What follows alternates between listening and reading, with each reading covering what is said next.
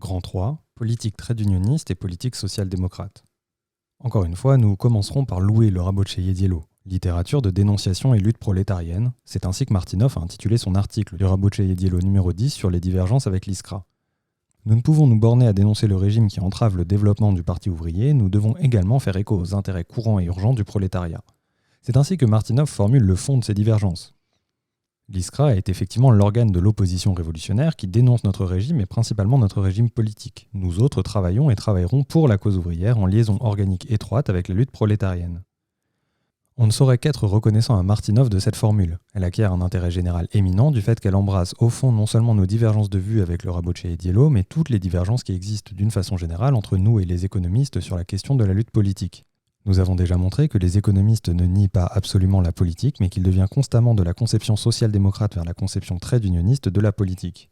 C'est ainsi exactement que dévie Martinov, et nous voulons bien le prendre lui comme spécimen des erreurs économistes dans la question qui nous occupe. Nous nous efforcerons de montrer que ni les auteurs du supplément spécial à la Rabotcheïa-Misl, ni ceux de la proclamation du groupe de l'autolibération, ni ceux enfin de la lettre économique du numéro 12 de l'ISCRA ne sont en droit de nous reprocher ce choix. Petit a, l'agitation politique et son rétrécissement par les économistes. Nul n'ignore que l'extension et la consolidation de la lutte économique des ouvriers russes ont marché de pair avec l'éclosion de la littérature de dénonciation économique concernant les usines et la vie professionnelle. Les feuilles volantes dénonçaient principalement le régime des usines et bientôt une véritable passion pour les divulgations se manifesta parmi les ouvriers. Dès que ces derniers virent que les cercles social-démocrates voulaient et pouvaient leur fournir des feuilles volantes d'un nouveau genre, disons toute la vérité sur leur vie misérable, leur labeur accablant et leur asservissement, ils firent en quelque sorte pleuvoir les correspondances des fabriques et des usines. Cette littérature de dénonciation faisait sensation non seulement dans la fabrique dont la feuille volante fustigeait le régime, mais dans toutes les entreprises où l'on avait eu vent des faits dénoncés. Or, comme les besoins et les souffrances des ouvriers des différentes entreprises et professions ont beaucoup de points communs, la vérité sur la vie ouvrière ravissait tout le monde. Une véritable passion de se faire imprimer s'empara des ouvriers les plus arriérés, noble passion pour cette forme embryonnaire de guerre contre tout le régime social actuel basé sur le pillage et l'oppression. Et les feuilles volantes étaient réellement dans l'immense majorité des cas une déclaration de guerre, parce que leur divulgation excitait vivement les ouvriers, les poussait à réclamer la suppression des abus les plus criants et à soutenir leurs revendications par des grèves. En fin de compte, les usiniers eux-mêmes furent si bien obligés de voir dans ces tracts une déclaration de guerre que fréquemment ils ne voulurent pas attendre la guerre elle-même. Comme toujours, par le seul fait de leur publication, ces révélations acquéraient de la vigueur, exerçaient une forte pression morale. Il n'était pas rare que la seule apparition d'un tract fît obtenir aux ouvriers satisfaction totale ou partielle. En un mot, les divulgations économiques d'usines étaient et restent encore un levier important de la lutte économique, et il en sera ainsi tant qu'existera le capitalisme qui pousse nécessairement les ouvriers à l'autodéfense. Dans les pays européens les plus avancés, il arrive maintenant encore que la dénonciation des conditions scandaleuses de travail dans un métier désuet, ou dans une branche de travail à domicile oubliée de tous, donne l'éveil à la conscience de classe, à la lutte syndicale et à la diffusion du socialisme. L'immense majorité des social-démocrates russes a été ces derniers temps presque entièrement absorbée par l'organisation de ces divulgations d'usines. Il suffit de songer à la Rabotcheïa-Misl pour voir jusqu'où allait cette absorption. On oubliait qu'au fond, cette activité n'était pas encore en elle-même social-démocrate. Les divulgations concernaient uniquement les ouvriers d'une profession donnée avec leur patron, et n'avaient d'autre résultat que d'apprendre à ceux qui vendaient leur force de travail à vendre plus avantageusement cette marchandise et à lutter contre l'acheteur sur le terrain d'une transaction purement commerciale. Ces divulgations, à condition d'être convenablement utilisées par l'organisation des révolutionnaires, pouvaient servir de point de départ et d'éléments constitutifs de l'action social-démocrate. Mais elles pouvaient aussi, et elles devaient, si l'on s'inclinait devant la spontanéité, aboutir à la lutte uniquement professionnelle et à un mouvement ouvrier non social-démocrate. La social-démocratie dirige la lutte de la classe ouvrière non seulement pour obtenir des conditions avantageuses dans la vente de la force de travail, mais aussi pour la suppression de l'ordre social qui oblige les non-possédants à se vendre aux riches.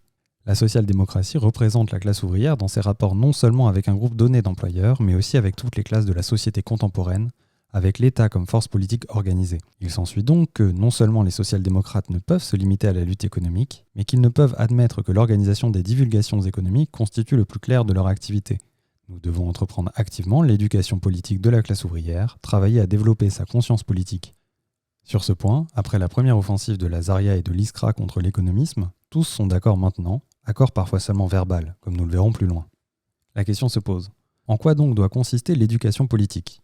Peut-on se borner à propager l'idée que la classe ouvrière est hostile à l'autocratie ? Certes non. Il ne suffit pas d'éclairer les ouvriers sur les oppressions politiques, comme il ne suffisait pas de les éclairer sur l'opposition de leurs intérêts à ceux du patronat. Il faut faire de l'agitation à propos de chaque manifestation concrète de cette oppression, comme nous l'avons fait pour les manifestations concrètes de l'oppression économique. Or, Comme cette oppression s'exerce sur les classes les plus diverses de la société, se manifeste dans les domaines les plus divers de la vie et de l'activité professionnelle, civile, privée, familiale, religieuse, scientifique, etc., n'est-il pas évident que nous n'accomplirons pas notre tâche, qui est de développer la conscience politique des ouvriers, si nous ne nous chargeons pas d'organiser une vaste campagne politique de dénonciation de l'autocratie? En effet, pour faire de l'agitation au sujet des manifestations concrètes de l'oppression, il faut dénoncer ces manifestations, de même que pour mener l'agitation économique, il fallait dénoncer les abus commis dans les usines. C'est clair, je pense. Mais il s'avère justement que la nécessité de développer dans tous les sens la conscience politique n'est reconnue de tous qu'en parole. Il s'avère ici que le Rabotché Diallo, par exemple, loin de se charger d'organiser lui-même une vaste campagne de dénonciation politique, ou de prendre l'initiative en vue de cette organisation, s'est mis à tirer en arrière l'ISCRA, qui s'était attelé à cette tâche. Écoutez plutôt. La lutte politique de la classe ouvrière n'est que la forme la plus développée, la plus large et la plus effective de la lutte économique. Maintenant, il s'agit pour les social-démocrates de savoir comment donner à la lutte économique elle-même autant que possible un caractère politique. La lutte économique est le moyen le plus largement applicable pour entraîner les masses dans la lutte politique active. Le Rabotché Diallo, comme on voit depuis sa naissance jusqu'aux dernières instructions de la rédaction, a toujours été pénétré de ces thèses, qui toutes expriment évidemment un point de vue unique sur l'agitation et la lutte politique. Considérez ce point de vue sous l'angle de l'opinion qui règne chez tous les économistes, l'agitation politique doit venir après l'agitation économique. Est-il vrai que la lutte économique soit, en général, le moyen le plus largement applicable pour entraîner les masses dans la lutte politique? C'est absolument faux. Toutes les manifestations, quelles qu'elles soient, de l'oppression policière et de l'arbitraire absolutiste, et non pas seulement celles qui sont liées à la lutte économique, sont un moyen non moins largement applicable pour un pareil entraînement. Pourquoi les zemsky et natchalniki et les punitions corporelles infligées aux paysans, la corruption des fonctionnaires et la façon dont la police traite le bas peuple des villes, la lutte contre les affamés, la campagne de haine contre le peuple aspirant aux lumières et à la science, l'extorsion des impôts, la persécution des sectes, le dressage des soldats et le régime de caserne infligé aux étudiants et aux intellectuels? Pourquoi toutes ces manifestations de l'oppression et mille autres encore, qui ne sont pas liées directement à la lutte économique, seraient-elles en général des moyens et des occasions moins largement applicables d'agitation politique, d'entraînement de la masse à la lutte politique? Tout au contraire, dans la somme totale des occasions quotidiennes où l'ouvrier souffre, pour lui-même ou pour ses proches, de son asservissement, de l'arbitraire, de la violence, les cas d'oppression policière s'appliquant précisément à la lutte professionnelle ne sont certainement que peu nombreux. Pourquoi alors restreindre à l'avance l'envergure de l'agitation politique en ne proclamant largement applicable qu'un seul moyen à côté duquel, pour le social-démocrate, il devrait y en avoir d'autres qui, d'une façon générale, ne sont pas moins largement applicables? À une époque depuis longtemps révolue, c'était il y a un an, le Rabotché Diallo écrivait « Les revendications politiques immédiates deviennent accessibles à la masse après une ou, en mettant les choses au pire, après plusieurs grèves, dès que le gouvernement a lancé la police et la gendarmerie. » Cette théorie opportuniste des stades a été dès maintenant repoussée pour l'Union qui nous fait une concession en déclarant « Il n'est nul besoin, dès le début, de faire de l'agitation politique uniquement sur le terrain économique. » Cette seule négation par l'Union d'une partie de ces anciens errements montrera aux futurs historiens de la social-démocratie russe, mieux que toutes sortes de longues dissertations, à quel abaissement nos économistes ont conduit le socialisme. Mais quelle naïveté ça a été de la part de l'Union d'imaginer qu'au prix de cet abandon d'une forme de rétrécissement de la politique, on pourrait nous faire accepter une autre forme de rétrécissement. N'aurait-il pas été plus logique de dire ici encore qu'il faut soutenir une lutte économique aussi large que possible, qu'il faut toujours l'utiliser aux fins d'agitation politique, mais qu'il n'est nul besoin de considérer la lutte économique comme le moyen le plus largement applicable pour entraîner la masse à la lutte politique active? L'Union considère comme quelque chose d'importance le fait d'avoir remplacé par l'expression « le moyen le plus largement possible » l'expression « le meilleur moyen », qui figure dans la résolution correspondante du 4e congrès de l'Union ouvrière juive, Bund. À la vérité, nous serions embarrassés de dire laquelle de ces deux résolutions est la meilleure. À notre avis, elles sont plus mauvaises l'une que l'autre. L'Union comme le Bund dévie vers une interprétation économiste, très unioniste de la politique, que la chose se fasse au moyen des mots, le meilleur ou le plus largement applicable, au fond cela ne change rien à l'affaire. Si l'Union avait dit que l'agitation politique sur le terrain économique est le moyen le plus largement appliqué, elle aurait raison pour une certaine période de développement de notre mouvement social-démocrate. Elle aurait raison précisément en ce qui concerne les économistes, en ce qui concerne beaucoup, sinon la plupart des praticiens de 1898-1901. En effet, ces économistes praticiens appliquaient l'agitation politique presque exclusivement sur le terrain économique. Comme nous l'avons vu, la Rabotchaïa Misl et le groupe de l'autolibération admettaient eux aussi, et même recommandaient une agitation politique de ce genre. Le Rabotché Diallo devait condamner résolument ce fait que l'agitation économique, utile en elle-même, était accompagnée d'un rétrécissement nuisible à la lutte politique. Or, au lieu de cela, il proclame le moyen le plus appliqué, par les économistes, comme le plus applicable. Il n'est pas étonnant que, lorsque nous donnons à ces hommes le nom d'économistes, il ne leur reste plus rien à faire que de nous traiter à fond et de mystificateurs et de désorganisateurs et de nonces du pape et de calomniateurs. De se lamenter devant tout un chacun que nous leur avons infligé un sanglant affront et de déclarer, presque en jurant leur grand Dieu décidément, Aujourd'hui, aucune organisation social-démocrate n'est coupable d'économisme. Ah, ces calomniateurs, ces méchants politiciens. N'ont-ils pas fait exprès d'inventer tout l'économisme pour infliger aux gens, du seul fait de leur haine de l'humanité, des affronts sanglants? Quel est dans la bouche de Martinoff le sens concret, réel, de la tâche qu'il assigne à la social-démocratie? Donner à la lutte économique elle-même un caractère politique. La lutte économique est la lutte collective des ouvriers contre le patronat, pour vendre avantageusement leur force de travail, pour améliorer leurs conditions de travail et d'existence. Cette lutte est nécessairement une lutte professionnelle, parce que les conditions de travail sont extrêmement variées selon les professions et partant, la lutte pour l'amélioration de ces conditions doit forcément être menée par profession, par les syndicats en Occident, par les unions professionnelles provisoires et au moyen de feuilles volantes en Russie, etc. Donner à la lutte économique elle-même un caractère politique, c'est donc chercher à faire aboutir les mêmes revendications professionnelles, à améliorer les conditions de travail dans chaque profession par des mesures législatives et administratives. C'est précisément ce que font et ont toujours fait les syndicats ouvriers. Lisez l'ouvrage de savants sérieux comme les époux Webb et vous verrez que depuis longtemps, les syndicats ouvriers d'Angleterre ont compris et accomplissent la tâche qui est de donner à la lutte économique elle-même un caractère politique. Que depuis longtemps, ils luttent pour la liberté de grève, la suppression des obstacles juridiques de tout genre et de tout ordre au mouvement coopératif et syndical, la promulgation de lois pour la protection de la femme et de l'enfant, l'amélioration des conditions du travail par une législation sanitaire, industrielle, etc. Ainsi donc, sous son aspect terriblement profond et révolutionnaire, la phrase pompeuse « donner à la lutte économique elle-même un caractère politique » dissimule en réalité la tendance traditionnelle à rabaisser la lutte social-démocrate au niveau de la politique trade unioniste, sous couleur de corriger l'étroitesse de l'ISCRA qui préfère, voyez-vous cela, révolutionner le dogme plutôt que de révolutionner la vie. On nous sert comme quelque chose de nouveau la lutte pour les réformes économiques.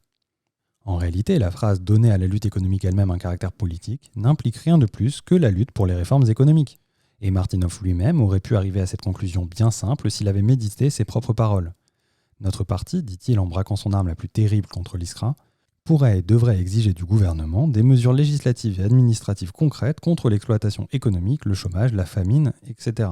Revendiquer des mesures concrètes, n'est-ce pas revendiquer des réformes sociales? Et nous prenons une fois encore à témoin le lecteur impartial. Calomnions-nous les Rabotché d'Ielensti en les qualifiant de bernsteiniens déguisés lorsqu'ils prétendent que leur désaccord avec l'ISCRA porte sur la nécessité de lutter pour des réformes économiques? La social-démocratie révolutionnaire a toujours compris et comprend toujours dans son activité la lutte pour les réformes, mais elle use de l'agitation économique non seulement pour exiger du gouvernement des mesures de toutes sortes, mais aussi et surtout pour exiger de lui qu'il cesse d'être un gouvernement autocratique. En outre, elle croit devoir présenter au gouvernement cette revendication non seulement sur le terrain de la lutte économique, mais aussi sur le terrain de toutes les manifestations, quelles qu'elles soient, de la vie politique et sociale. En un mot, elle subordonne la lutte pour les réformes comme la partie au tout, à la lutte révolutionnaire pour la liberté et le socialisme. Martinoff, lui, ressuscite sous une autre forme la théorie des stades et s'efforce de prescrire à la lutte politique de prendre sans plus une voie, pour ainsi dire, économique, préconisant lors de la poussée révolutionnaire la lutte pour les réformes comme une tâche soi-disant spéciale. Il tire le parti en arrière et fait le jeu de l'opportunisme économiste et libéral. Poursuivons. Après avoir pudiquement dissimulé la lutte pour les réformes sous la formule pompeuse « donner à la lutte économique elle-même un caractère politique », Martinoff a mis en avant, comme quelque chose de particulier, les seules réformes économiques. Pourquoi l'a-t-il fait? Nous l'ignorons. Peut-être par mégarde. Mais s'il n'avait pas songé uniquement aux réformes usinières, toute sa thèse, que nous venons de citer plus haut, perdrait son sens. Peut-être parce qu'il ne juge possible et probable de la part du gouvernement que les concessions dans le domaine économique. Si oui, c'est une étrange erreur. Les concessions sont possibles et se font aussi dans le domaine législatif, quand il s'agit de verges, de passeports, de rachats, de sectes, de la censure, etc. Les concessions ou pseudo-concessions économiques sont évidemment les moins chères et les plus avantageuses pour le gouvernement, car il espère par là gagner la confiance des masses ouvrières. Mais c'est précisément pourquoi nous, social-démocrates, ne devons en aucune façon et en rien donner lieu à cette opinion ou à ce malentendu que les réformes économiques nous tiennent le plus à cœur et que nous les considérons comme les plus importantes. De telles revendications, dit Martinoff, parlant des revendications législatives et administratives concrètes qu'il a postées plus haut, ne serait pas un son creux parce que promettant des résultats tangibles, elle pourrait être activement soutenue par la masse ouvrière. Nous ne sommes pas des économistes, oh non. Simplement, nous rampons devant la tangibilité des résultats concrets, aussi servilement que le font messieurs Bernstein, Prokopovitch, Struve et tutti quanti. Simplement, nous laissons entendre que tout ce qui ne promet pas de résultats tangibles n'est qu'un son creux.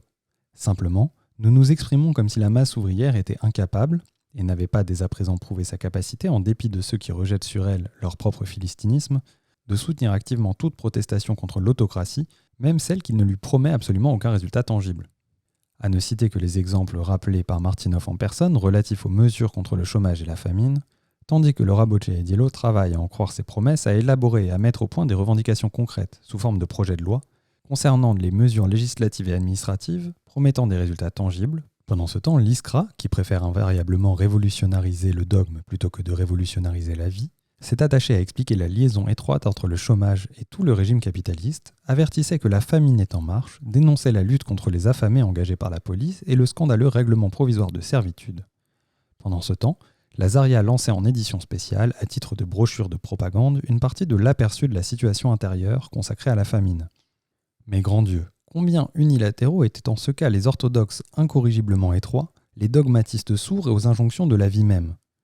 Aucun de leurs articles ne contenait, ô horreur, aucune, vous vous rendez compte, absolument aucune revendication concrète promettant des résultats tangibles. Les malheureux dogmatistes les envoyaient à l'école de Krzyzewski et Martinov pour les convaincre que la tactique est un processus de croissance, de ce qui croît, etc., et qu'il faut conférer à la lutte économique elle-même un caractère politique. Outre son importance révolutionnaire directe, la lutte économique des ouvriers contre le patronat et le gouvernement a encore l'utilité de faire penser constamment les ouvriers qu'ils sont frustrés de leurs droits politiques. Ce n'est pas afin de répéter pour la 100e ou la 1000e fois ce que nous avons dit plus haut que nous citons cette phrase, mais afin de remercier tout particulièrement Martinov de cette nouvelle et excellente formule. La lutte économique des ouvriers contre le patronat et le gouvernement. Quelle merveille! Avec quel talent inimitable! Avec quelle magistrale élimination de tous les différents partiels, de toutes les variétés de nuances entre économistes, se trouve exprimée ici, en une proposition brève et limpide, toute l'essence de l'économisme. Depuis l'appel conviant les ouvriers à la lutte politique qu'ils mènent dans l'intérêt général en vue d'améliorer le sort de tous les ouvriers, en passant par les théories des stades, pour finir par la résolution de congrès sur le moyen le plus largement applicable, etc., la lutte économique contre le gouvernement est précisément la politique trade unioniste qui est encore très, très loin de la politique social-démocrate. Petit b. Comment Martinov a approfondi Plekhanov. Quelle quantité de Lomonosov social-démocrates ont fait chez nous leur apparition depuis quelque temps à faire marquer un jour un camarade, entendant par là l'inclination surprenante de beaucoup de ceux qui inclinent à l'économisme à parvenir absolument par leur propre intelligence aux grandes vérités, telles par exemple que la lutte économique fait penser les ouvriers à la question concernant l'absence de droit, tout en méconnaissant avec ce souverain mépris propre au talent inné tout ce qu'a donné déjà le développement antérieur de la pensée et du mouvement révolutionnaire. Ce talent inné, c'est justement Lomonosov-Martinov.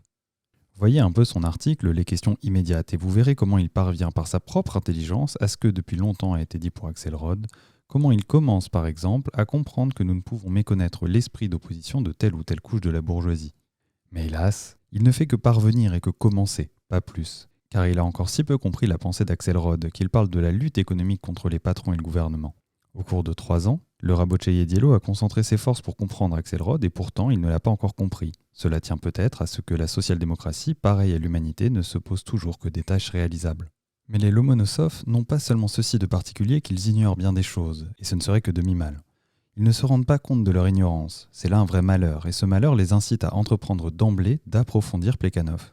Depuis que Plekhanov a écrit l'opuscule en question, des tâches des socialistes dans la lutte contre la famine, il a coulé beaucoup d'eau, raconte le Lomonosov-Martinov. Les social-démocrates qui ont dirigé pendant 10 ans la lutte économique de la classe ouvrière n'ont pas encore eu le temps de donner un large fondement théorique à la tactique du parti. Maintenant, cette question est venue à maturité et si nous voulons fonder théoriquement notre tactique, nous devrions à coup sûr approfondir considérablement les principes tactiques qu'a développés jadis Plekhanov. Nous devrions maintenant établir la différence entre la propagande et l'agitation autrement que ne l'a fait Plekhanov. Par propagande, nous entendrions l'explication révolutionnaire du régime tout entier ou de ses manifestations partielles, sous une forme accessible à quelques individus seulement ou à la masse, peu importe. Par agitation, au sens strict du mot, nous entendrions le fait d'appeler les masses à certains actes concrets, le fait de contribuer à l'intervention révolutionnaire directe du prolétariat dans la vie sociale. Nous félicitons à la social-démocratie russe et internationale qui reçoit ainsi grâce à Martinov une nouvelle terminologie plus stricte et plus profonde. Jusqu'à présent, nous pensions qu'un propagandiste, s'il traite par exemple le problème du chômage, doit expliquer la nature capitaliste des crises, ce qui les rend inévitables dans la société moderne, montrer la nécessité de la transformation de cette société en société socialiste, etc. En un mot, il doit donner beaucoup d'idées, un si grand nombre d'idées que du premier coup, toutes ces idées prises dans leur ensemble ne pourront être assimilées que par un nombre relativement restreint de personnes. Traitant la même question, l'agitateur, lui, prendra le fait le plus connu de ses auditeurs et le plus frappant, par exemple une famille sans travail morte de faim, la mendicité croissante, etc. S'appuyant sur ce fait connu de tous, il fera tous ses efforts pour donner à la masse une seule idée, celle de la contradiction absurde entre l'accroissement de la richesse et l'accroissement de la misère. Il s'efforcera de susciter le mécontentement, l'indignation de la masse contre cette injustice criante, laissant aux propagandistes le soin de donner une explication complète de cette contradiction. C'est pourquoi le propagandiste agit principalement par l'écrit, l'agitateur de vive voix. D'un propagandiste, on n'exige pas les mêmes qualités que d'un agitateur. Nous dirons de Kautsky et de Lafargue, par exemple, qu'ils sont des propagandistes, tandis que Bebel et Gued sont des agitateurs. Distinguer un troisième domaine ou une troisième fonction de l'activité pratique, fonction qui consisterait à appeler les masses à certains actes concrets, est la plus grande des absurdités, car l'appel, acte isolé, ou bien est le complément naturel et inévitable du traité théorique, de la brochure de propagande, du discours d'agitation, ou bien est une fonction d'exécution pure et simple. En effet, prenons par exemple la lutte actuelle des social-démocrates allemands contre les droits de douane sur les grains. Le théoricien rédige une étude spéciale sur la politique douanière où il appelle, disons, à lutter pour des traités de commerce et pour la liberté du commerce. Le propagandiste en fait autant dans une revue et l'agitateur dans des discours publics. Les actes concrets de la masse sont, en l'occurrence, la signature d'une pétition adressée au Reichstag contre l'élévation des droits sur les grains. L'appel à cette action émane indirectement des théoriciens, des propagandistes et des agitateurs et directement des ouvriers qui colportent les listes de pétitions dans les fabriques et au domicile des particuliers. De la terminologie des Martinov, il résulte que Kautsky et Bebel seraient tous deux des propagandistes et les porteurs de listes des agitateurs. C'est bien cela ? Cet exemple des Allemands me rappelle le mot allemand Verballhornung, littéralement ballornisation. Jean Ballorn était un éditeur qui vivait au XVIe siècle à Leipzig. Il publia un abécédaire où, selon l'habitude, figurait entre autres images un coq. Mais ce coq, il le représentait sans ergot et avec 2 œufs près de lui. Sur la couverture, il avait ajouté « Édition corrigée de Jean Ballorn ». Depuis ce temps-là, les Allemands qualifient de Verballhornung une correction, qui, en fait, est le contraire d'une amélioration. L'histoire de Ballorn me revient malgré moi à l'esprit lorsque je vois comment les Martinov approfondissent Plekhanov. Pourquoi notre Lomonosov a-t-il imaginé cette terminologie confuse ? Pour montrer que l'Iskra, de même que Plekhanov il y a une quinzaine d'années ne considère qu'un côté des choses, dans l'Iskra, pour l'instant au moins, les tâches de la propagande relèguent à l'arrière-plan celles de l'agitation. Si l'on traduit cette dernière phrase de la langue de Martinov en langage humain, car l'humanité n'a pas encore eu le temps d'adopter la terminologie qui vient d'être découverte, on obtient l'affirmation suivante. Dans l'Iskra, les tâches de la propagande et de l'agitation politique relèguent à l'arrière-plan celles qui consistent à poser au gouvernement des revendications concrètes de mesures législatives et administratives promettant des résultats tangibles. Que le lecteur compare à cette thèse la tirade suivante. Ce qui nous frappe dans ces programmes, c'est qu'ils mettent constamment au premier plan les avantages de l'action des ouvriers au Parlement et méconnaissent totalement l'importance qu'aurait la participation des ouvriers aux assemblées législatives patronales existantes chez nous, consacrées aux affaires de l'usine ou même simplement leur participation à l'administration municipale. L'auteur de cette tirade exprime un peu plus ouvertement, avec un peu plus de clarté et de franchise, l'idée à laquelle Lomonosov-Martinov est arrivé par sa propre intelligence. Cet auteur, cette citation est issue du supplément spécial à la Rabochaya Mysl. Petit c, les révélations politiques et l'éducation de l'activité révolutionnaire. Dressant contre l'Iskra sa théorie de l'élévation de l'activité de la masse ouvrière, Martinov a dévoilé en fait sa tendance à rabaisser cette activité en déclarant que le meilleur moyen, le moyen principal, le plus largement applicable de la susciter, le champ véritable de cette activité était cette même lutte économique devant laquelle rampaient tous les économistes.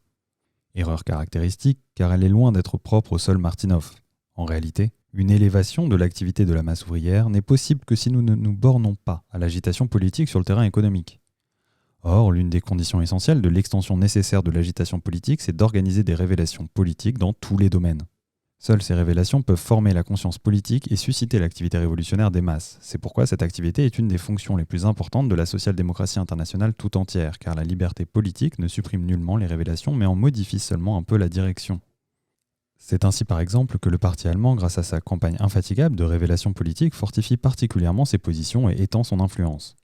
La conscience de la classe ouvrière ne peut être une conscience politique véritable si les ouvriers ne sont pas habitués à réagir contre tous les abus, toute manifestation d'arbitraire, d'oppression, de violence, quelles que soient les classes qui en sont victimes, et à réagir justement du point de vue social-démocrate et non d'un autre. La conscience des masses ouvrières ne peut être une conscience de classe véritable si les ouvriers n'apprennent pas à profiter des faits et événements politiques concrets et actuels pour observer chacune des autres classes sociales dans toutes les manifestations de leur vie intellectuelle, morale et politique, s'ils n'apprennent pas à appliquer pratiquement l'analyse et le critérium matérialiste à toutes les formes de l'activité et de la vie de toutes les classes, catégories et groupes de la population. Quiconque attire l'attention, l'esprit d'observation et la conscience de la classe ouvrière uniquement, ou même principalement sur elle-même, n'est pas un social-démocrate. Car, pour se bien connaître elle-même, la classe ouvrière doit avoir une connaissance précise des rapports réciproques de la société contemporaine, connaissance non seulement théorique, disons plutôt, moins théorique que fondée sur l'expérience de la vie politique. Voilà pourquoi nos économistes qui prêchent la lutte économique comme le moyen le plus largement applicable pour entraîner les masses dans le mouvement politique font œuvre profondément nuisible et profondément réactionnaire dans ses résultats pratiques. Pour devenir social-démocrate, l'ouvrier doit se représenter clairement la nature économique, la physionomie politique et sociale du gros propriétaire foncier et du paupe, du dignitaire et du paysan, de l'étudiant et du vagabond. Connaître leurs côtés forts et leurs côtés faibles, savoir démêler le sens des formules courantes et des sophismes de toutes sortes, dont chaque classe et chaque couche sociale recouvre ses appétits égoïstes et sa nature véritable, savoir distinguer quels intérêts reflètent les institutions et les lois, et comment elles les reflètent. Or, ce n'est pas dans les livres que l'ouvrier pourra puiser cette représentation claire, il ne la trouvera que dans les exposés vivants, dans des révélations encore toutes chaudes sur ce qui se passe à un moment donné autour de nous, dont tous ou chacun parle ou chuchote entre eux, ce qui se manifeste par tel ou tel fait, chiffre, verdict, etc., etc. Ces révélations politiques embrassant tous les domaines sont la condition nécessaire et fondamentale pour éduquer les masses en vue de leur activité révolutionnaire. Pourquoi l'ouvrier russe manifeste-t-il encore si peu son activité révolutionnaire en face des violences sauvages exercées par la police et contre le peuple, en face de la persécution des sectes, des voies de fait sur les paysans, des abus scandaleux de la censure, des tortures infligées aux soldats, de la guerre faite aux initiatives les plus anodines en matière de culture et ainsi de suite? Serait-ce parce que la lutte économique ne l'y fait pas penser? Parce que cela lui promet peu de résultats tangibles, lui donne peu de résultats positifs? Non. Prétendre cela, c'est, nous le répétons, vouloir rejeter sa faute sur autrui.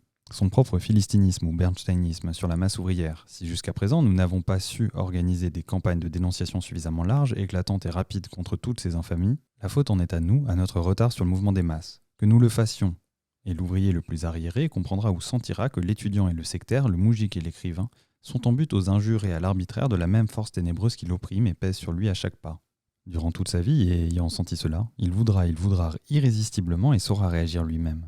Aujourd'hui, il chahutera les censeurs, demain il manifestera devant la maison du gouverneur qui aura réprimé une révolte paysanne. Après-demain, il corrigera les gendarmes en soutane qui font le travail de la Sainte Inquisition, etc. Nous avons encore fait très peu, presque rien, pour jeter dans les masses ouvrières des révélations d'actualité en embrassant tous les domaines. Beaucoup d'entre nous n'ont même pas encore conscience de cette obligation qui leur incombe, et ils traînent spontanément à la suite de la lutte obscure quotidienne dans le cadre étroit de la vie d'usine. Dans ces conditions, dire l'ISCRA a tendance à sous-estimer l'importance de la marche progressive de la lutte obscure quotidienne comparée à la propagande des idées brillantes et achevées, c'est tirer le parti en arrière, c'est défendre et glorifier notre impréparation, notre retard.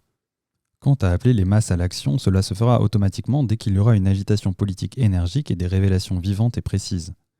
Prendre quelqu'un en flagrant délit et le flétrir immédiatement devant tous et partout, voilà qui agit plus efficacement que n'importe quel appel et agit souvent de façon qu'il est impossible dans la suite d'établir qui a proprement appelé la foule et qui a proprement lancé tel ou tel plan de manifestation, etc. Appeler à une action concrète et non en général, on ne peut le faire sur le lieu même de l'action. On ne peut appeler les autres à agir que si l'on donne soi-même et immédiatement l'exemple. Notre devoir à nous, publicistes social-démocrates, est d'approfondir, d'élargir et de renforcer les révélations politiques et l'agitation politique. Au fait, en ce qui concerne les appels, le seul organe qui, avant tous les événements du printemps, ait appelé les ouvriers à intervenir activement dans une question qui ne leur promettait absolument aucun résultat tangible, comme l'incorporation forcée d'étudiants dans l'armée, a été l'ISCRA. Immédiatement après la publication de l'arrêté du 11 janvier sur l'incorporation de 183 étudiants comme simples soldats, l'ISCRA, avant toute manifestation, a publié un article à ce sujet et appelé ouvertement à l'ouvrier à venir en aide à l'étudiant. Elle a appelé le peuple à relever l'insolent défi du gouvernement. Nous demandons à tous et à chacun: comment expliquer ce fait remarquable que Martinov, qui parle tant des appels, qui érige même les appels en une forme spéciale d'activité, n'ait soufflé le mot de cet appel? N'est-ce pas du philistinisme?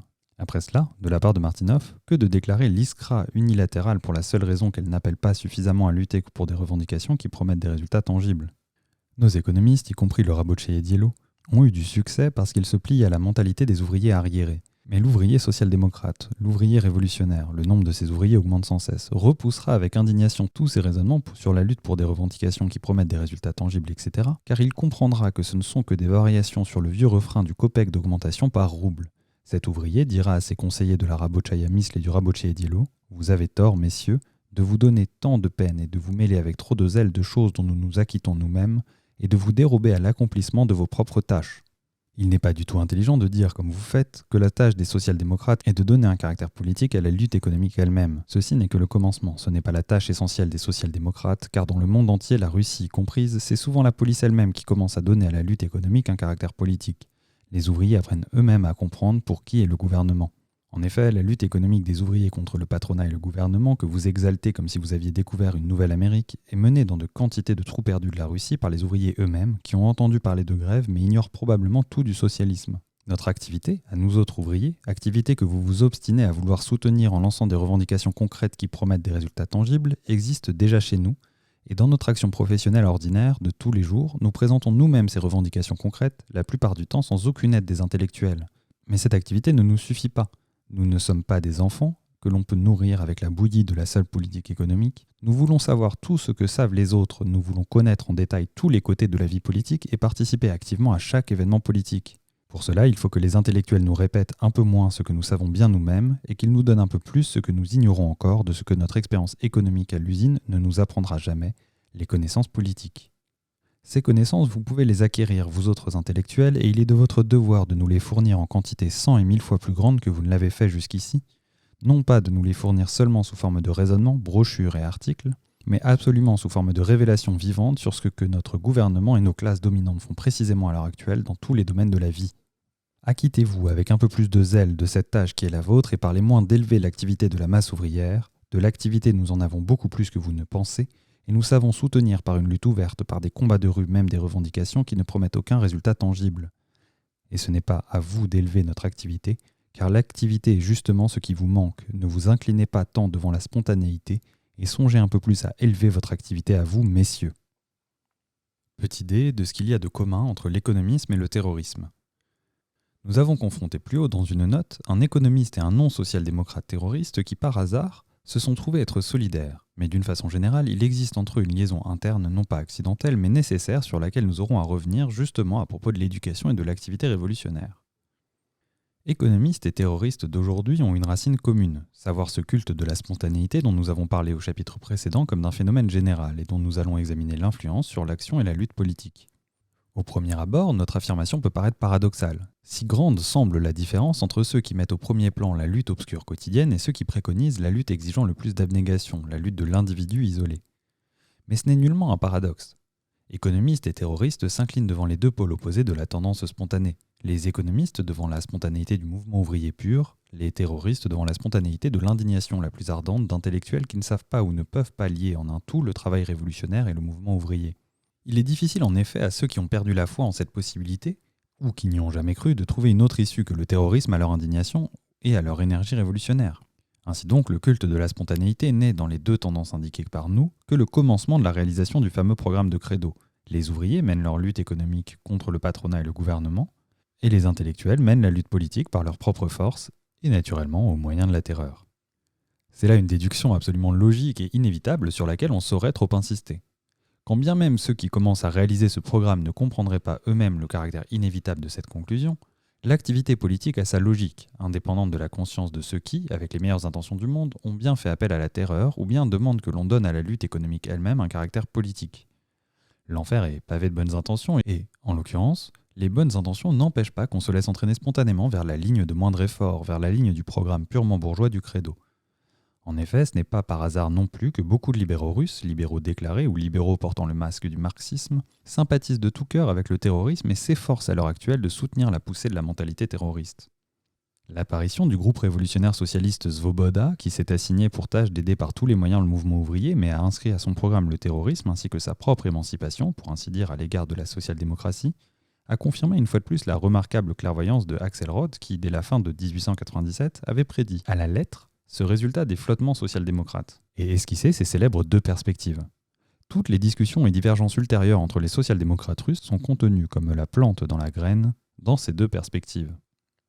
On conçoit de même que, de ce point de vue, le Rabotcheïedielo, qui n'a pas résisté à la spontanéité de l'économisme, n'a pu résister non plus à la spontanéité du terrorisme. Chose intéressante à signaler, c'est l'argumentation originale que la Svoboda donne à l'appui du terrorisme. Elle nie complètement le rôle d'intimidation de la terreur. Par contre, elle met en valeur son caractère excitatif. Ceci est caractéristique d'abord comme un des stades de la déségrégation et de la décadence de ce traditionnel cercle d'idées, qui faisait qu'on s'en tenait au terrorisme. Reconnaître que maintenant il est impossible d'intimider et par suite de désorganiser le gouvernement par le terrorisme, c'est au fond condamner complètement le terrorisme comme méthode de lutte, comme sphère d'activité consacrée par un programme. En second lieu, cette argumentation est encore plus caractéristique comme un spécimen d'incompréhension de nos tâches urgentes dans l'éducation de l'activité révolutionnaire des masses. La Svoboda préconise le terrorisme comme moyen d'exciter le mouvement ouvrier, de lui donner une vigoureuse impulsion.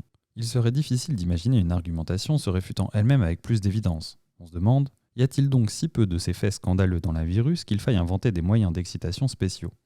D'autre part, il est évident que ceux qui ne sont pas excités ni excitables même par l'arbitraire russe observeront également, en se fourrant les doigts dans le nez, le duel du gouvernement avec une poignée de terroristes.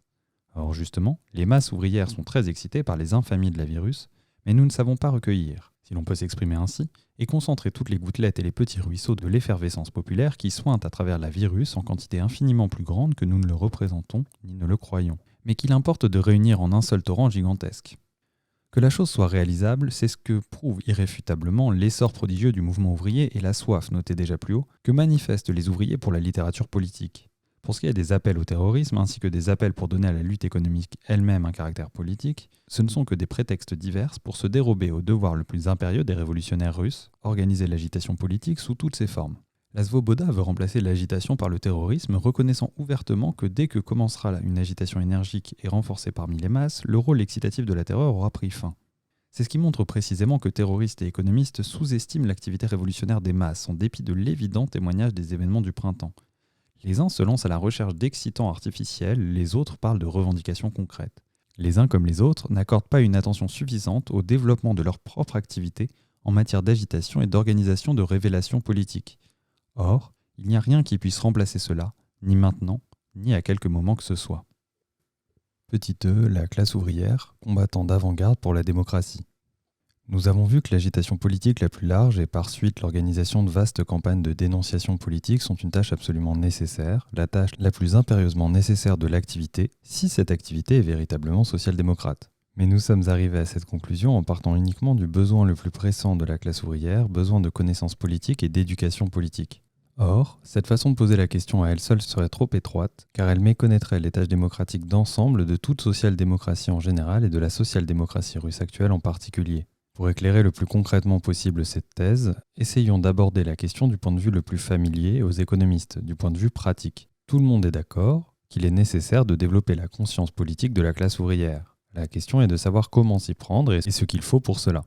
La lutte économique fait penser les ouvriers uniquement à l'attitude du gouvernement envers la classe ouvrière. Aussi, quelques efforts que nous fassions pour donner à la lutte économique elle-même un caractère politique, nous ne pourrons jamais, dans le cadre de cet objectif, développer la conscience politique des ouvriers. Car ce cadre lui-même est trop étroit. La formule de Martinov nous est précieuse, non point parce qu'elle est une illustration du talent confucianiste de son auteur, mais parce qu'elle traduit avec relief l'erreur capitale de tous les économistes, à savoir la conviction que l'on peut développer la conscience politique de classe des ouvriers, pour ainsi dire de l'intérieur de leur lutte économique, c'est-à-dire en partant uniquement ou du moins principalement de cette lutte, en se basant uniquement ou du moins principalement sur cette lutte. Cette façon de voir est radicalement fausse, et c'est parce que les économistes, furieux de notre polémique contre eux, ne veulent pas réfléchir sérieusement à la source de nos divergences qu'il se produit ceci. Nous ne nous comprenons littéralement pas et parlons des langues différentes.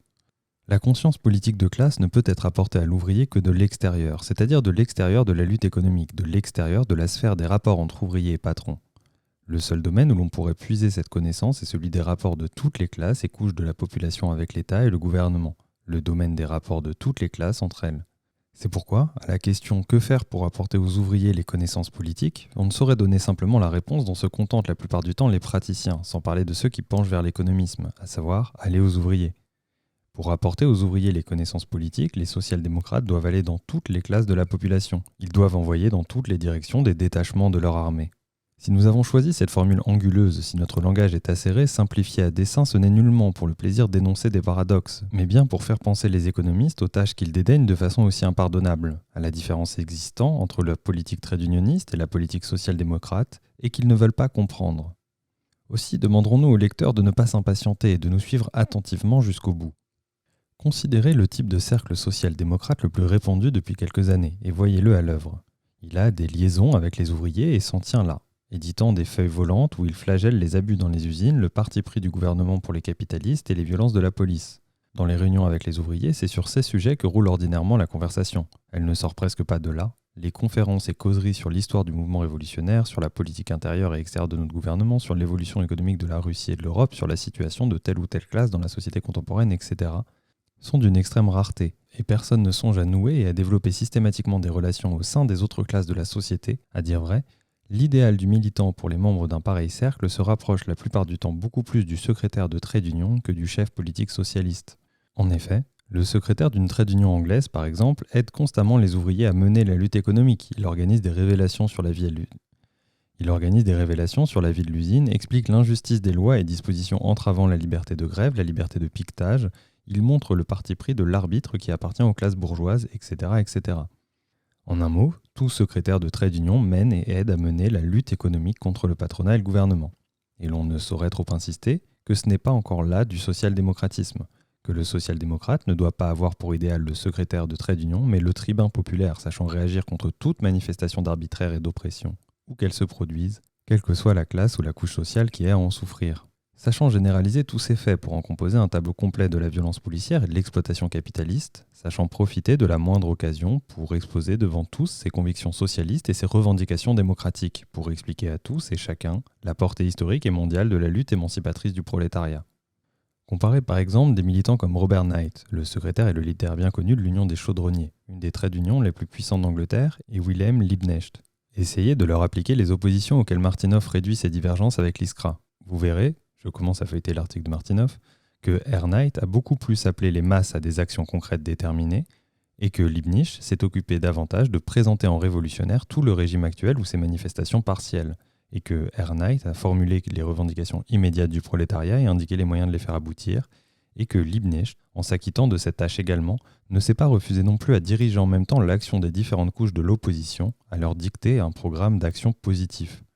Que Knight s'est efforcé précisément de donner autant que possible à la lutte économique elle-même un caractère politique et a parfaitement su poser au gouvernement des revendications concrètes promettant des résultats tangibles, alors que Liebknecht s'est beaucoup plus occupé de révélations étroites, que Knight a accordé plus d'importance à la marche progressive de la lutte obscure quotidienne et Liebknecht à la propagande d'idées brillantes et achevées. Que Liebknecht a fait du journal qu'il dirigeait précisément l'organe de l'opposition révolutionnaire dénonçant notre régime et principalement le régime politique, celui-ci étant en opposition avec les intérêts des couches les plus diverses de la population, tandis que Knight a travaillé pour la cause ouvrière en liaison organique étroite avec la lutte prolétarienne. Si l'on entend la liaison étroite et organique dans le sens de ce culte de la spontanéité que nous avons étudié plus haut à propos de Krzyzewski et Martinov, et il a restreint la sphère de son influence, naturellement persuadé, comme Martinov, que par là même il accentuait cette influence, en un mot vous verrez que de facto, Martinov rabaisse la social-démocratie au niveau du trait d'unionisme, non pas sans doute faute de vouloir du bien à la social-démocratie, mais simplement parce qu'il s'est un peu trop hâté d'approfondir Plekhanov au lieu de se donner la peine de le comprendre. Mais revenons à notre exposé. S'il est autrement qu'en parole pour le développement intégral de la conscience politique du prolétariat, le social-démocrate, avons-nous dit, doit aller dans toutes les classes de la population. La question se pose comment faire ? Avons-nous des forces suffisantes pour cela ? Existe-t-il un terrain pour ce travail dans toutes les autres classes ? Cela ne sera-t-il pas ou n'amènera-t-il pas à un recul de point de vue de classe ? Arrêtons-nous à ces questions.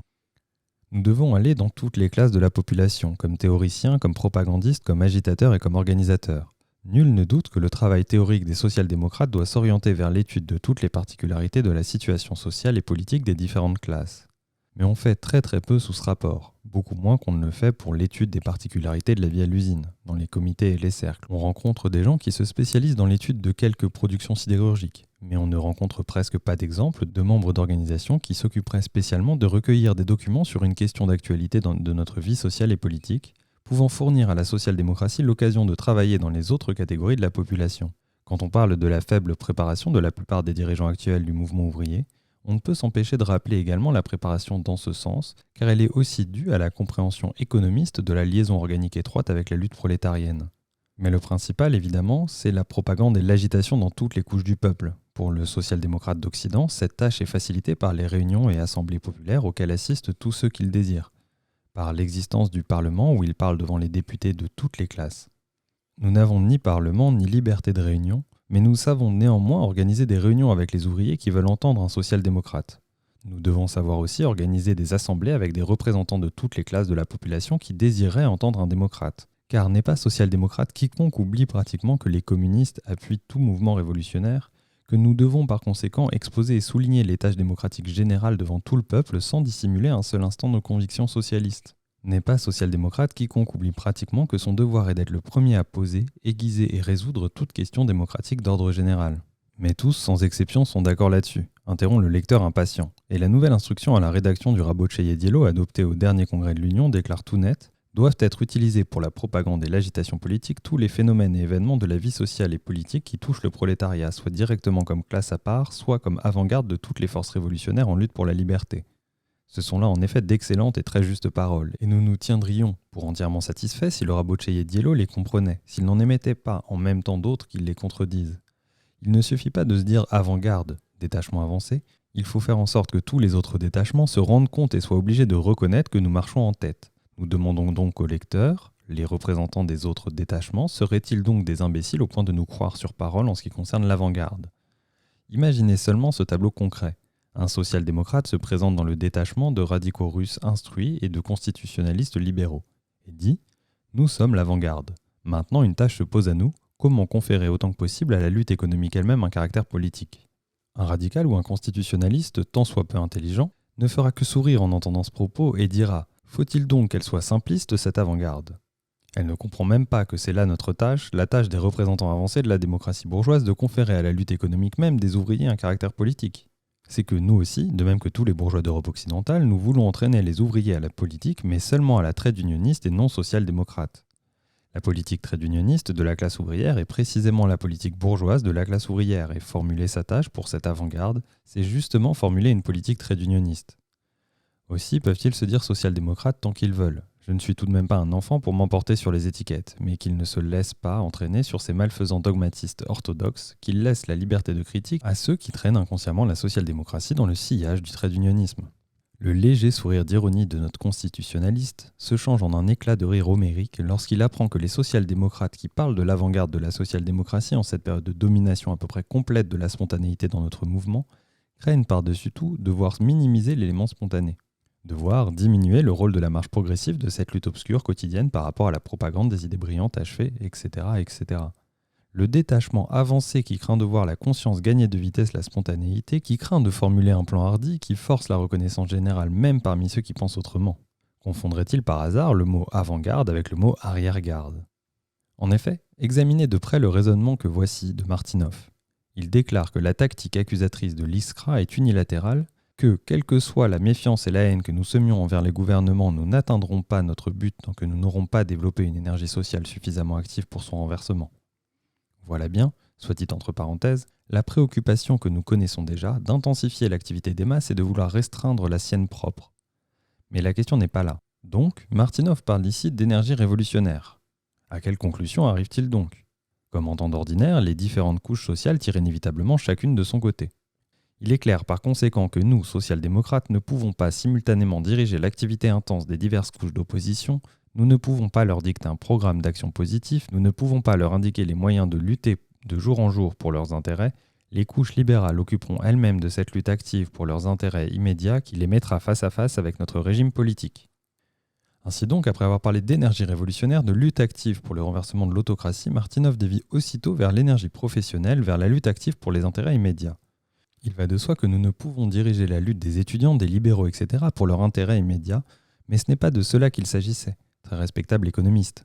Il s'agissait là de la participation possible et nécessaire des différentes couches sociales au renversement de l'autocratie, et cette activité intense des diverses couches d'opposition, non seulement nous pouvons, mais nous devons absolument la diriger, si nous voulons être l'avant-garde. Quant à mettre nos étudiants, nos libéraux, etc. face à face avec notre régime politique, ils ne seront pas seuls à y pourvoir. C'est surtout la police et les fonctionnaires de l'autocratie qui s'en chargeront. Mais nous, si nous voulons être des démocrates avancés, nous devons avoir soin de faire penser ceux qui, proprement, ne sont mécontents que du régime universitaire ou seulement du régime des MSVO, à ceux-ci que tout le régime politique ne vaut rien. Nous devons assumer l'organisation d'une ample lutte politique sous la direction de notre parti, afin que toutes les couches d'opposition, quelles qu'elles soient, puissent prêter et prêtent effectivement à cette lutte, ainsi qu'à notre parti, l'aide dont elles sont capables. Des praticiens social-démocrates, nous devons former des chefs politiques, sachant diriger toutes les manifestations de cette lutte aux multiples aspects, sachant au moment utile dicter un programme d'action positif aux étudiants en effervescence, aux MC mécontents, aux sectaires indignés, aux instituteurs lésés, etc., etc. C'est pourquoi Martinov a tout à fait tort quand il affirme que, à leur égard, nous ne pouvons jouer qu'un rôle négatif de dénonciateur du régime, nous ne pouvons que dissiper leurs espoirs dans les différentes commissions gouvernementales. Ce disant, Martinov montre qu'il ne comprend rien au rôle véritable de l'avant-garde révolutionnaire et si le lecteur prend cela en considération, il comprendra le sens véritable de la conclusion suivante de Martinov. L'Iskra est l'organe de l'opposition révolutionnaire, elle dénonce notre régime et principalement notre régime politique, celui-ci heurtant les intérêts des diverses couches de la population. Quant à nous, nous travaillons et travaillerons pour la cause ouvrière en liaison organique étroite avec la lutte prolétarienne, en restreignant la sphère de notre influence, nous accentuons par là l'influence elle-même. Le sens véritable de cette conclusion est celui-ci. L'Iskra veut élever la politique trade unioniste de la classe ouvrière par l'impréparation ou par conviction, L'ISCRA veut élever la politique trade unioniste de la classe ouvrière au niveau de la politique social-démocrate. Or, le Rabotché Diallo veut abaisser la politique social-démocrate au niveau de la politique trade unioniste. Et il assure encore à tous et à chacun que ce sont des positions parfaitement compatibles dans l'œuvre commune. O sancta simplicitas. Poursuivons. Avons-nous assez de force pour pousser notre propagande et notre agitation dans toutes les classes de la population ? Certes oui. Nos économistes, qui sont souvent portés à le nier, perdent de vue le pas de géant accompli par notre mouvement de 1894 à 1901. En véritables suiveurs qu'ils sont, ils vivent souvent avec les idées de la période, depuis longtemps révolue, du début de notre mouvement. En effet, nous étions alors étonnamment faibles, notre résolution était naturelle et légitime à vouloir nous consacrer entièrement au travail parmi les ouvriers et à condamner sévèrement toute déviation de cette ligne, car il s'agissait alors uniquement de nous consolider dans la classe ouvrière. Maintenant, une masse prodigieuse de force est entraînée dans le mouvement. Nous voyons venir à nous les meilleurs représentants de la jeune génération des classes instruites. Partout et toujours sont obligés de résider dans les provinces des gens qui ont déjà pris ou veulent prendre part au mouvement et qui tendent vers la social-démocratie. Un des plus graves défauts de notre mouvement, en politique et en matière d'organisation, est que nous ne savons pas occuper toutes ces forces, leur assigner le travail qui leur convient. L'immense majorité de ces forces est dans l'impossibilité totale d'aller aux ouvriers, de sorte qu'il ne saurait être question du danger de voir détourner des forces de notre œuvre essentielle. Et pour fournir aux ouvriers une initiation politique véritable, complète et pratique, il faut que nous ayons nos hommes, des social-démocrates, dans toutes les couches sociales, sur toutes les positions, permettant de connaître les ressorts intérieurs du mécanisme de notre État. Et il nous faut ces hommes-là, non seulement pour la propagande et pour l'agitation, mais encore et surtout pour l'organisation. Existe-t-il un terrain pour agir dans toutes les classes de la population ? Ceux qui ne voient pas cela montrent que leur conscience retarde sur l'élan spontané des masses. Chez les uns, le mouvement ouvrier a suscité et continue de susciter le mécontentement. Chez les autres, il éveille l'espoir en l'appui de l'opposition. À d'autres, enfin, il donne la conscience de l'impossibilité du régime autocratique, de sa faillite certaine. Nous ne serions des politiques et des social-démocrates qu'en parole, si nous ne comprenions pas que notre tâche est d'utiliser toutes les manifestations de mécontentement, de rassembler et d'étudier, d'élaborer jusqu'aux moindres éléments d'une protestation, fût-elle embryonnaire. Sans compter que des millions et des millions de paysans, travailleurs, de petits producteurs, de petits artisans, etc. écouteraient toujours avidement la propagande d'un social-démocrate tant soit peu avisé, mais est-il une seule classe de la population où il n'y ait pas des hommes, des cercles et des groupes mécontents de la servitude de l'arbitraire et par suite accessibles à la propagande du social-démocrate, interprète des aspirations démocratiques les plus urgentes ? À qui voudra se représenter concrètement cette agitation politique du social-démocrate dans toutes les classes et catégories de la population, nous indiquons les révélations politiques au sens large du mot comme principal moyen de cette agitation, mais pas le seul, bien entendu. Nous devons éveiller dans toutes les couches tant soit peu conscientes du peuple la passion des révélations politiques. Si les voix qui se lèvent pour dénoncer le régime sont politiquement si faibles, si rares et si timides actuellement, nous ne devons pas nous en émouvoir. La cause n'en est nullement dans une résignation générale à l'arbitraire policier. La cause en est que les gens capables de faire des révélations et prêts à les faire n'ont pas de tribune d'où ils pourraient parler, pas d'auditoire qui écouterait passionnément et encouragerait les orateurs, qu'ils ne voient nulle part dans le peuple une force à laquelle il vaille la peine de porter plainte contre le tout-puissant gouvernement russe. Nous sommes en mesure maintenant et nous avons le devoir de créer une tribune pour dénoncer le gouvernement tsariste devant le peuple entier et cette tribune doit être un journal social-démocrate. Cet auditoire idéal pour les révélations politiques est précisément la classe ouvrière qui a besoin avant et par-dessus tout de connaissances politiques étendues et vivantes et qui est la plus capable de profiter dans ces connaissances pour entreprendre une lutte active dût-elle ne promettre aucun retour tangible. Or, la tribune pour ces révélations devant le peuple tout entier, ce ne peut être qu'un journal intéressant toute la Russie. Sans un organe politique, on ne saurait concevoir dans l'Europe actuelle un mouvement méritant le nom de mouvement politique. Et la Russie, de ce point de vue, se rattache incontestablement à l'Europe actuelle. La presse est depuis longtemps devenue chez nous une force, sinon le gouvernement ne dépenserait pas des dizaines de milliers de roubles à l'acheter et à subventionner toutes sortes de Katkov et Mechersky. Et le fait n'est pas nouveau, que, dans la Russie autocratique, la presse illégale parvenait à enfoncer les barrières de la censure et obligeait les organes légaux et conservateurs à parler d'elle ouvertement. Il en a été ainsi entre 1870 et 1880, et même entre 1850 et 1860. Or, combien plus larges et plus profondes sont aujourd'hui les couches populaires prêtes à lire la presse illégale et à y apprendre à vivre et à mourir, pour employer l'expression d'un ouvrier, auteur d'une lettre adressée à l'ISCRA.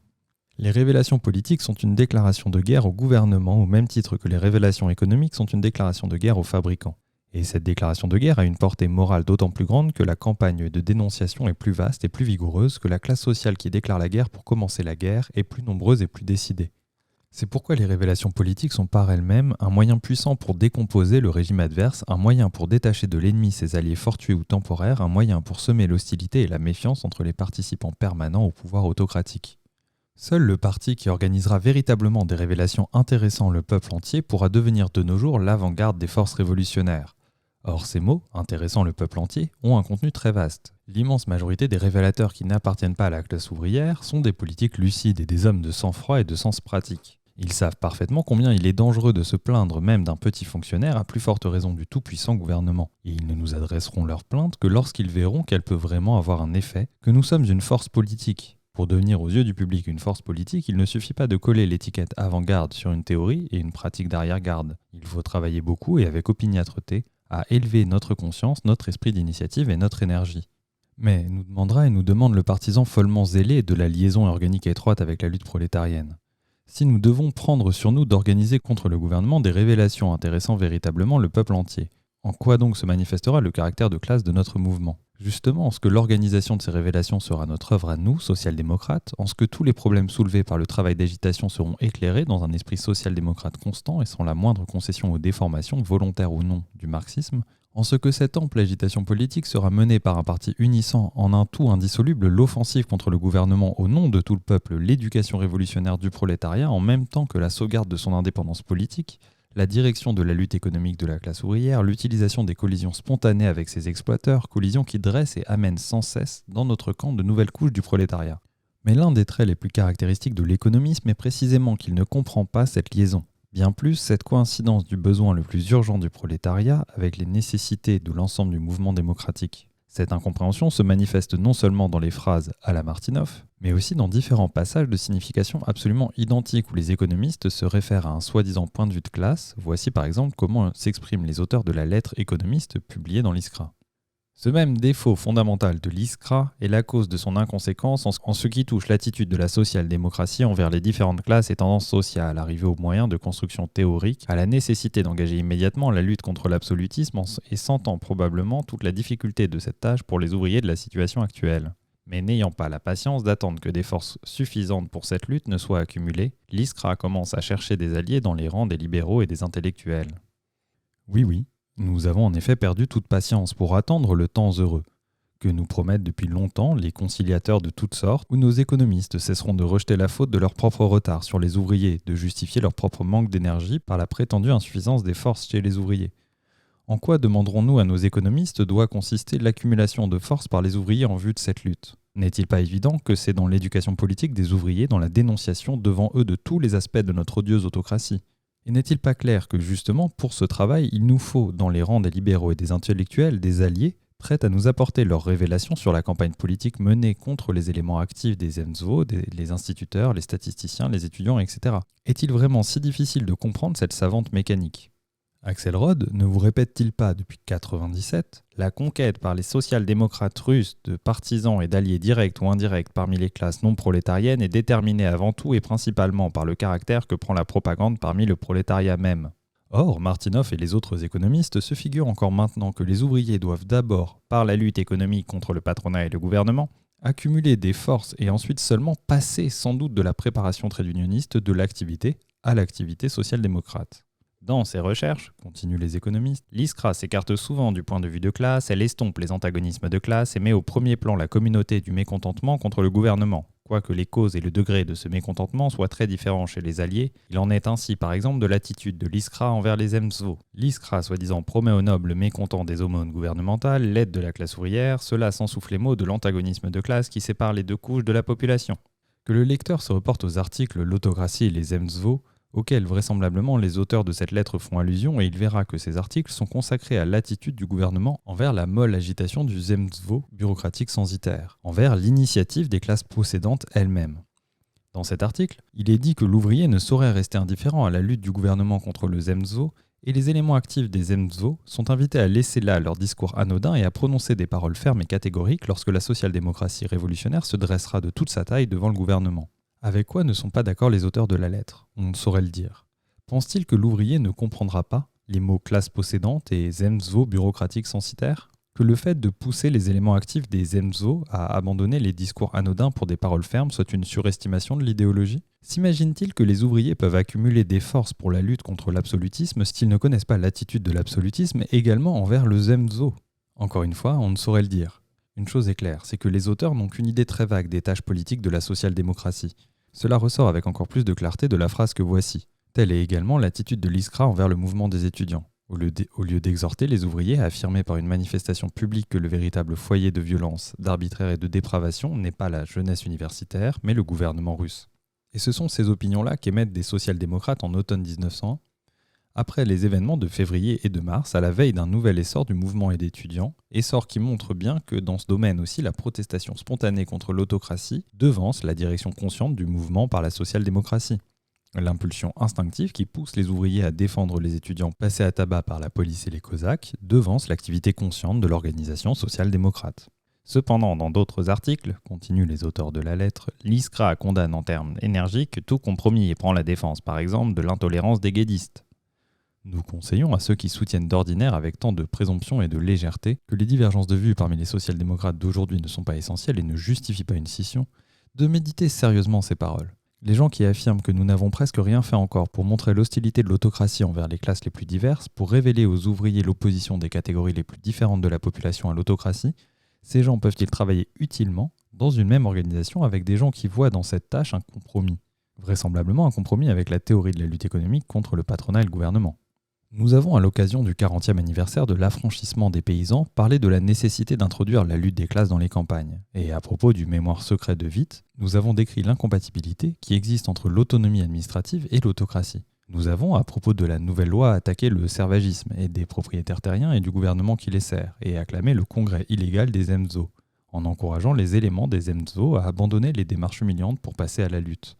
Nous avons encouragé les étudiants qui commençaient à comprendre la nécessité de la lutte et l'ont entreprise. Et en même temps, nous avons fustigé l'inintelligence phénoménale des partisans du mouvement exclusivement estudiantin, lesquels exhortaient les étudiants à ne pas participer aux manifestations de rue. Nous avons dénoncé les rêves absurdes et le mensonge et l'hypocrisie des fripons libéraux du journal Russie. Et en même temps, nous avons signalé la fureur du gouvernement des geôliers qui réglaient leurs comptes à de paisibles littérateurs, à des vieux professeurs et savants, à des libéraux notoires, des MZO. Nous avons révélé le sens véritable du programme d'amélioration par l'État des conditions de vie des ouvriers et salué l'aveu précieux. Il vaut mieux par des réformes d'en haut prévenir les revendications d'en bas que d'attendre cette dernière éventualité. Nous avons encouragé les statisticiens protestataires et blâmé les statisticiens briseurs de grève. Voir dans cette tactique un obscurantisme de la conscience de classe du prolétariat et un compromis avec le libéralisme, c'est montrer qu'on ne comprend absolument rien au véritable sens du programme du Credo et de facto appliquer précisément ce programme qu'on a beau répudier. En effet, par là même on traîne la social-démocratie à la lutte économique contre le patronat et le gouvernement, et l'on bat en retraite devant le libéralisme en renonçant à intervenir activement et à définir son attitude social-démocrate dans chaque question libérale. Petit f, encore une fois calomniateur, encore une fois mystificateur. Ces amabilités appartiennent, le lecteur s'en souvient, au Rabotchaye-Diello qui répond ainsi à notre accusation portée contre lui de préparer indirectement le terrain pour faire du mouvement ouvrier un instrument de la démocratie bourgeoise. Dans la simplicité de son cœur, le Rabotchaye-Diello a décidé que cette accusation n'était qu'un procédé de polémique. Ces méchants dogmatiques, a-t-il pensé, ont pris le parti de nous débiter toutes sortes de choses désagréables. Or, que peut-il y avoir de plus désagréable que d'être l'instrument de la démocratie bourgeoise et d'imprimer en gros caractères un démenti, calomnie non déguisée, mystification, mascarade. Comme Jupiter, quoiqu'il ne lui ressemble guère, le Rabotchaye-Diello se fâche précisément parce qu'il a tort et par ses injures hâtives, il prouve qu'il est incapable de saisir le fil de la pensée de ses adversaires et cependant, il n'est guère besoin de réfléchir longuement pour comprendre la raison qui fait que tout le culte de la spontanéité du mouvement de masse, tout rabaissement de la politique social-démocrate au niveau de la politique trade unioniste équivaut justement à préparer le terrain pour faire du mouvement ouvrier un instrument de la démocratie bourgeoise. Par lui-même, le mouvement ouvrier spontané ne peut engendrer que le trade unionisme. Or, la politique trade unioniste de la classe ouvrière est précisément la politique bourgeoise de la classe ouvrière. La participation de la classe ouvrière à la lutte politique et même à la révolution politique ne fait nullement encore de sa politique une politique social-démocrate. Le Rabotchaye-Diello s'aviserait-il de nier cela ? Ne s'aviserait-il pas enfin d'exposer devant tout le monde ouvertement et sans dérobade sa conception des problèmes angoissants de la social-démocratie internationale et russe ? Oh non, il n'aura jamais l'idée de rien d'approchant, car il s'en tient fermement au procédé que l'on peut appeler celui de se dire incompétent. Ne me touchez pas, je n'y suis pour rien. Nous ne sommes pas des économistes. La rabotchayamisme, ce n'est pas de l'économisme. L'économisme en général n'existe pas en Russie. C'est là un procédé remarquablement habile et politique, qui n'a qu'un seul petit inconvénient, c'est qu'on a l'habitude de donner aux organes qui le pratiquent le surnom de « plaît-il ». Pour le Rabotchaye-Diello, la démocratie bourgeoise en général n'est en Russie qu'un fantôme. Heureux homme, comme l'autruche, ils se cachent la tête sous l'aile et s'imaginent que tout ce qui les entoure a disparu. Des publicistes libéraux qui chaque mois annoncent triomphalement que le marxisme se désagrège ou même a disparu. Des journaux libéraux où l'on encourage les libéraux qui portent aux ouvriers la conception brintanienne de la lutte de classe et la conception trade unioniste de la politique. La pléiade des critiques du marxisme, critiques dont les tendances véritables ont été si bien révélées dans le credo et dont la marchandise littéraire circule seule, sans tribut ni taxe, à travers la Russie. La recrudescence des tendances révolutionnaires non social-démocrates, surtout après les événements de février et de mars, tout cela est peut-être un fantôme. Tout cela n'a absolument aucun rapport avec la démocratie bourgeoise. Le Rabotcheïe-Diello, de même que les auteurs de la lettre économiste dans le numéro 12 de l'ISCRA, devraient bien se demander pourquoi les événements du printemps ont provoqué une telle recrudescence des tendances révolutionnaires non social-démocrates, au lieu de renforcer l'autorité et le prestige de la social-démocratie. La raison, c'est que nous n'avons pas été à la hauteur de notre tâche, que l'activité des masses ouvrières a dépassé la nôtre, que nous n'avons pas eu de dirigeants et d'organisateurs révolutionnaires suffisamment préparés, connaissant parfaitement l'état d'esprit de toutes les couches d'opposition et sachant prendre la tête du mouvement, transformer une manifestation spontanée en manifestation politique, en élargir le caractère politique, etc. Tant qu'il en sera ainsi, les révolutionnaires non social-démocrates, plus souples, plus énergiques, exploiteront nécessairement notre retard et les ouvriers, quelles que soient leurs énergies et leur abnégation dans les combats contre la police et la troupe, quelque révolutionnaires que soit leur action, ne seront qu'une force de soutien des révolutionnaires non social-démocrates. Ils seront l'arrière-garde de la démocratie bourgeoise et non l'avant-garde social-démocrate. Prenez la social-démocratie allemande à laquelle nos économistes veulent emprunter ses côtés faibles. Pourquoi n'y a-t-il pas un seul événement politique en Allemagne qui ne contribue à renforcer l'autorité et le prestige de la social-démocratie ? Parce que la social-démocratie est toujours la première à donner l'appréciation la plus révolutionnaire de cet événement, à soutenir toute protestation contre l'arbitraire. Elle ne se berce pas d'illusion que la lutte économique fera penser les ouvriers à leur absence de droit et que les conditions concrètes poussent fatalement le mouvement ouvrier dans la voie révolutionnaire. Elle s'immisce dans tous les domaines et dans toutes les questions de la vie sociale et politique. Elle intervient lorsque Guillaume refuse de confirmer un progressiste bourgeois élu maire, et lorsqu'on fait une loi contre les images et les ouvrages immoraux, et lorsque le gouvernement exerce une pression afin d'obtenir la nomination de certains professeurs, etc., etc. Partout, les social-démocrates sont au premier rang, excitant le mécontentement politique dans toutes les classes, secouant les endormis, stimulant les traînards, fournissant une ample documentation pour développer la conscience politique et l'activité politique du prolétariat. Le résultat, c'est que ce champion politique d'avant-garde force le respect même des ennemis conscients du socialisme. Et il n'est pas rare qu'un document important des sphères non seulement bourgeoises, mais bureaucratiques et de la cour, parvienne, on ne sait par quel miracle, dans la salle de rédaction du Vorwärts. Là est le secret de la contradiction apparente qui dépasse le degré de compréhension du Rabotcheïe-Diello au point qu'il se contente de lever les bras au ciel et de clamer « mascarade ». Imaginez en effet, nous, le Rabotcheïe-Diello, nous mettons au premier plan le mouvement ouvrier de masse. Nous mettons en garde tous et chacun contre la tendance à diminuer le rôle de l'élément spontané. Nous voulons conférer à la lutte économique elle-même, un caractère politique. Nous voulons rester en liaison étroite et organique avec la lutte prolétarienne. Et l'on nous dit que nous préparons le terrain pour faire du mouvement ouvrier un instrument de la démocratie bourgeoise. Qui donc dit cela ? Des hommes qui entrent en compromis avec le libéralisme en intervenant dans chaque question libérale, en accordant une si grande attention aux étudiants et même, horreur, à ceux des Svemtsos. Des hommes qui veulent en général consacrer un pourcentage plus grand de leur force à l'action parmi les classes non prolétariennes de la population. N'est-ce point là une mascarade ? Pauvre Rabotcheïe-Diello, arrivera-t-il jamais à deviner le secret de cette savante mécanique ?